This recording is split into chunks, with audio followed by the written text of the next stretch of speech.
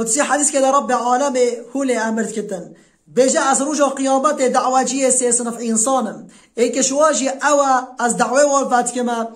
او پر حراستی نتن پر حرا یعنی سروی وقتی کچی که آخوا بدت مر بدت ایکه دیو باب بازاره بکن هینه 20 میلیارد 3 میلیارد دیما اف حق شیره کچکه اف بو مایا هنجی هینه بو بره بیکه بازنگ اینین هینه بو خوا بیکه لیلگ اینین هینه بو خالاتو فلانو بوانه اینین افتش تا هاتیه کرین که حتی هم فدت بیشین ایکه لیسته که جارگ دانی شامن حتی بو خالات ایجی نویساندنم افتش تا دینی در اینه برای من وجا انسان واتش تا بکتن حرامه او پر حرامه او زیره بچش خوب برای بیکره داهی او حرامه دیده اما مالا زاوه شنخوا بیشتن یا منافع چتش معنی خواستیه اما 10 میلیارد که همه دیم وا بلاش خواه را بکن مصرف شخوا زنگین بتن هنه بلاش خواه را بکن مصرف سخنتینی نتن بدن کچکه اوه جدای افزدل خواه دایا لدیوبا بازار بکن حرامه کسی لیک لوا نوع قبیل کرن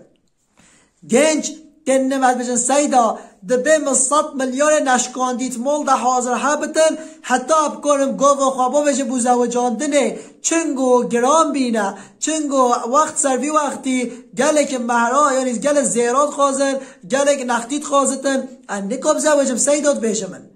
وجا اوا سبب بکیه همی اف دیو بابه هنه وجا نیتا منا اف ویداو چکم انشالله اف گوتنامه بگه و دیو بابا جوا فعل خوازی بزبر ندرنگ دا گنج مبکارم زوجن